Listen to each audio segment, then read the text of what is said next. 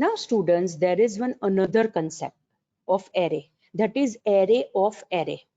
Again I repeat, there is one another concept, that is array of array.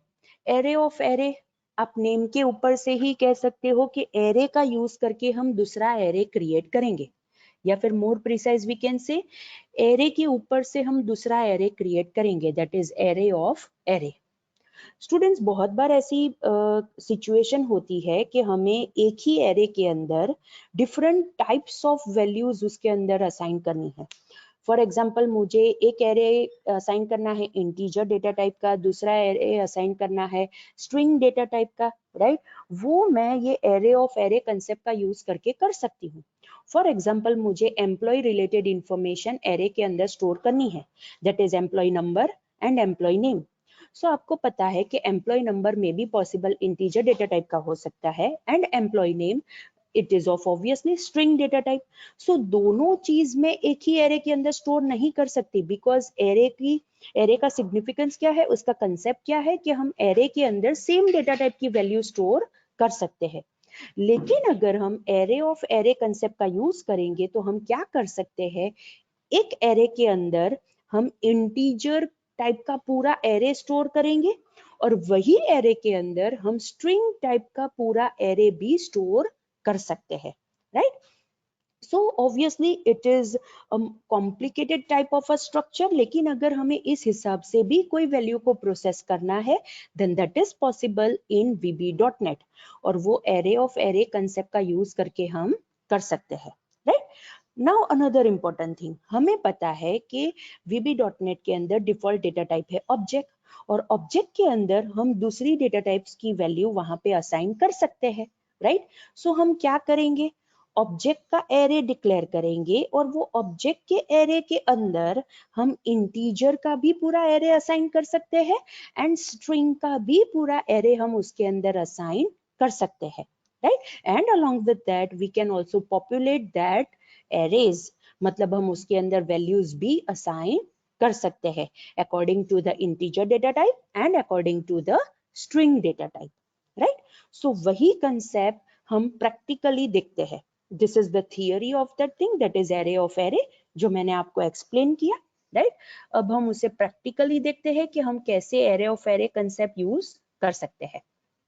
Alright, सी यहाँ पे array of array concept demonstrate करने के लिए again मैंने यहाँ पे सिंपल एक बटन कंट्रोल रखा है, राइट? उसके ऊपर मैंने लिखा है array of array, right? Obviously as it is a button control तो हम उसकी क्लिक इवेंट यूज कर सकते हैं, राइट? सो उसकी क्लिक इवेंट के ऊपर मैंने एरे ऑफ एरे क्रिएट किया है. See now the most important thing, हम यहाँ पे क्या करेंगे, राइट? एक एरे डिक्लेयर करेंगे, राइट? जिसके अंदर 0 पोजीशन होगी एंड 1 पोजीशन होगी, और ये जो एरे होगा वो ऑब्जेक्ट डेटा टाइप का होगा, राइट? अगेन आई रिपीट, एक ऑब्जेक्ट डेटा टाइप का हम एरे डिक्लेयर करेंगे जिसके अंदर एक 0 पोजीशन होगी, एक 1 पोजीशन होगी. आफ्टर दैट हम ये 0 पोजीशन पे for example integer data type का एरे असाइन करेंगे, राइट? एंड ये जो 1 पोजीशन है उसके अंदर may be possible we will assign the array of string data type. मतलब ये जो एरे है, ये एरे दूसरे एरे के ऊपर से हमने बनाया है. अगेन आई रिपीट, ये ऑब्जेक्ट डेटा टाइप का जो एरे होगा वो हमने इंटीजर और स्ट्रिंग डेटा टाइप के एरे का यूज करके हमने ये ऑब्जेक्ट डेटा टाइप का एरे बनाया है. That is the concept array of array. Again I repeat, that is the concept array of array, right? Okay, so same thing हमने यहाँ पे की है. सी एग्जाम्पल में मैंने क्या किया, डीम कीवर्ड का यूज किया, स्ट्रिंग एरे डिक्लेयर किया, उसके अंदर 9 that is the last index, right? S clause का यूज करके मैंने यहाँ पे स्ट्रिंग लिखा, मीन्स ये S array is of string data type, right? Next मैंने दूसरा एरे डिक्लेयर किया which is of integer data type, that is I array, and वहां पे लास्ट पोजीशन कौन सी होगी, लास्ट इंडेक्स कौन सा होगा, that is 4. Now this is string data type array and this is integer data type array, right? अब मैंने क्या किया, after that I have declared one another array of object data type, right? That is O array, and वहां पे जो last position है that is 1. सो हमें पता है कि यहाँ पे हम 2 एलिमेंट्स असाइन कर सकते हैं, दैट इज 0 पोजीशन पे एक एलिमेंट एंड 1 पोजीशन पे एक एलिमेंट। लेकिन यहाँ पे जो हम एलिमेंट असाइन करेंगे that will be the whole array. Again I repeat students, हम जो यहाँ पे 0 पोजीशन पे और 1 पोजीशन पे जो एलिमेंट असाइन करेंगे that element will be the whole array, right? Okay, now मुझे क्या करना है, ये आई एरे के अंदर एंड एस एरे के अंदर वैल्यूज असाइन करनी है। सो मैंने यहाँ पे क्या किया, फॉर लूप का यूज किया और फॉर लूप के अंदर एक काउंटर वेरिएबल चाहिए, इसलिए मैंने यहाँ पे आई डिक्लेयर किया, that is dim I as integer. So this I variable will be used as a counter variable within the for loop, right? So मैंने यहाँ पे लिखा for I is equal to 0 to 4, right? Because मुझे यहाँ पे ये आई array के अंदर लास्ट पोजीशन कितनी है, 4, तो ऑब्वियसली मुझे 0 to 4 टाइम्स ये लूप इटरेट करनी पड़ेगी। एंड आफ्टर दैट मैंने I array of I is equal to I, मतलब I array of 0, right? I array of 0 के अंदर क्या होगा, obviously the value will be 0, right?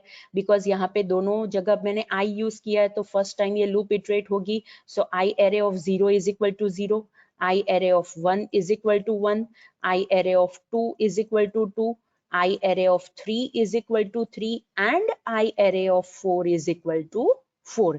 सो जब ये लूप कंप्लीट होगी आई एरे के अंदर इस हिसाब से सारी वैल्यूज होगी, राइट? ओके, लाइकवाइज हमने क्या किया, ये जो स्ट्रिंग एरे है उसके अंदर भी हमने ये फॉर लूप का यूज करके वैल्यूज असाइन की। सी, हमने क्या किया, 0 to 9 फॉर लूप इटरेट की, बिकॉज यहाँ पे लास्ट पोजीशन कौन सी है, 9, तो हमें 0 to 9 times for loop iterate करनी पड़ेगी। Now what I have done, मैंने यहाँ पे str ऑफ i यूज किया, उसके अंदर क्या कॉन्केटिनेट किया, str, और यहाँ पे ऑब्वियसली एक स्पेस है, उसके बाद मैंने डबल कोटेशन लिखा है। It means for example S array, right? First time ये लूप इटरेट होगी तो 0 होगा, right? So S array of 0 के अंदर क्या वैल्यू होगी, str लिखा होगा, एक स्पेस होगी, और स्पेस के बाद यहाँ पे हमें i की वैल्यू कॉन्केटिनेट की है, लेकिन i की वैल्यू कॉन्केटिनेट करने के लिए हमने यहाँ पे एक फॉर्मेट स्पेसिफाई किया है। सो वो वैल्यू 4 डिजिट में होनी चाहिए। अगेन आई रिपीट, i की वैल्यू जो कॉन्केटिनेट होगी वो हमने यहाँ पे टू स्ट्रिंग फंक्शन का यूज करके एक फॉर्मेट स्पेसिफाई किया है, that is that value must be of 4 digit. So यहाँ पे ऑब्वियसली क्या होगा, यहाँ पे जब भी हम ये कॉन्केटिनेट करेंगे आई की वैल्यू, राइट? सो यहाँ पे 4 डिजिट में होगा, फर्स्ट टाइम ये लूप इटरेट होगी तो यहाँ पे होगा 4 times 0, right? Second time loop iterate होगी तो यहाँ पे होगा str, फिर एक स्पेस होगी, और यहाँ पे i की वैल्यू वहां पे होगी 1, सो यहाँ पे 3 times 0 1। Third time loop iterate होगी, that is S array of 2, so str, right, space 0 0 0 2। इस हिसाब से ये लूप कितनी टाइम्स इटरेट होगी, 9 तक जाएगी। So we can say S array of 9, right? उसके अंदर क्या वैल्यू होगी, str, एक space, and after that 0 0 0 9. This will be the last value that will be assigned within the string array, right? So जब ये for loop complete होगी, that is ये second for loop जब तक complete होगी, S array के अंदर सारी values assign हो जाएगी, right? Okay. After that हमारे पास third array है, that is O array. O array के अंदर अब हमें ये जो दो एरेज हमने बनाए हैं वो असाइन करने हैं। सो ओ एरे ऑफ 0, मतलब 0 पोजीशन पे मैंने पूरा इंटीजर का एरे असाइन कर दिया, एंड फर्स्ट पोजीशन पे मैंने पूरा स्ट्रिंग एरे असाइन कर दिया। अगेन आई रिपीट, 0 पोजीशन पे मैंने पूरा इंटीजर का एरे असाइन कर दिया, और फर्स्ट पोजीशन पे मैंने पूरा स्ट्रिंग का एरे असाइन कर दिया। इसका मीनिंग क्या होगा, अगर मुझे ये इंटीजर एरे में से वैल्यू चाहिए, सो मुझे क्या करना पड़ेगा, ओ एरे ऑफ 0 तो यूज करना ही पड़ेगा, बिकॉज वहां पे मैंने इंटीजर का एरे वहां पे स्पेसिफाई किया है, असाइन किया है। एंड आफ्टर दैट मुझे वो इंटीजर एरे में से कौन से पोजीशन की वैल्यू चाहिए वो भी मुझे अलग से स्पेसिफाई करनी पड़ेगी, राइट? इसीलिए मैंने यहाँ पे सी मैसेज बॉक्स के अंदर क्या लिखा, ओ एरे ऑफ 0। ये 0 का मीनिंग क्या हुआ, I array, that is integer array. अब ये इंटीजर एरे में से मुझे थर्ड पोजीशन की वैल्यू चाहिए। Again I repeat, integer array में से मुझे थर्ड पोजीशन की वैल्यू चाहिए। सो ऑब्वियसली वो मुझे रिटर्न क्या करेगा, 3, बिकॉज हमने उसी हिसाब से यहाँ पे वैल्यू असाइन की है। लाइकवाइज मैंने दूसरे मैसेज बॉक्स के अंदर क्या डिस्प्ले किया, ओ एरे ऑफ 1। 1 पे क्या है, स्ट्रिंग एरे है, दैट इज एस एरे है। अब ये एस एरे में से मुझे कौन से पोजीशन की वैल्यू चाहिए, 6th पोजीशन की वैल्यू चाहिए, राइट? सो मुझे वो क्या रिटर्न करेगा, str स्पेस 0006, राइट? सो इस हिसाब से ये दोनों स्टेटमेंट मुझे वैल्यूज रिटर्न करेंगे, राइट? चलो एग्जीक्यूट करके देखते हैं।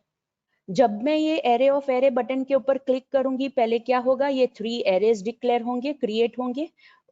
आई एरे और एस एरे के अंदर वैल्यू असाइन होगी, उसके बाद ओ एरे के अंदर पूरे एरेज असाइन होंगे। एंड आफ्टर दैट ये फर्स्ट मैसेज बॉक्स हमें डिस्प्ले करके देगा। सी मैंने एरे ऑफ एरे के ऊपर क्लिक किया, उसने मुझे रिटर्न किया 3, बिकॉज जैसे मैंने आपको बताया ओ एरे ऑफ 0 इंटीजर एरे, उसमें से मुझे थर्ड पोजीशन की वैल्यू चाहिए और हमने वहां पे असाइन की थी 3, सो उसने मुझे यहाँ पे 3 रिटर्न की। अब मैं ओके के ऊपर क्लिक करूंगी तो ये सेकंड मैसेज बॉक्स डिस्प्ले होगा और उसमें हमें वैल्यू क्या मिलेगी, str space 0006। Let's see str space 0006, because यहाँ पे ये जो एरे है O array of 1, so str array, right, that is S array. उसके अंदर 6th पोजीशन पे हमने वैल्यू कॉन्केटिनेट की थी, वो हमें यहाँ पे डिक्लेयर करके दैट इज डिस्प्ले करके उसने हमें दी, right? So students, this is the concept of array के एक एरे है, उसके ऊपर से हम दूसरा एरे क्रिएट कर सकते हैं, राइट?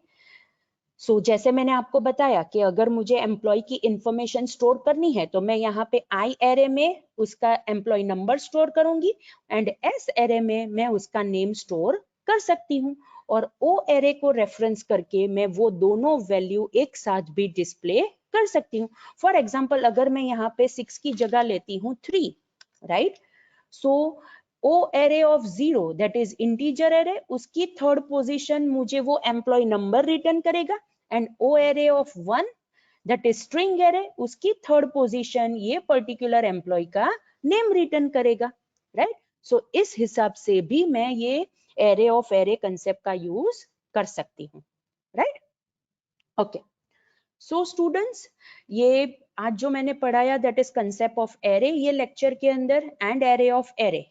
इसके अंदर अगर आपको कोई डिफिकल्टी है, कोई डाउट है तो आप मुझे पूछ लो, राइट? उसके बाद हम हमारा ये लेक्चर एंड करेंगे।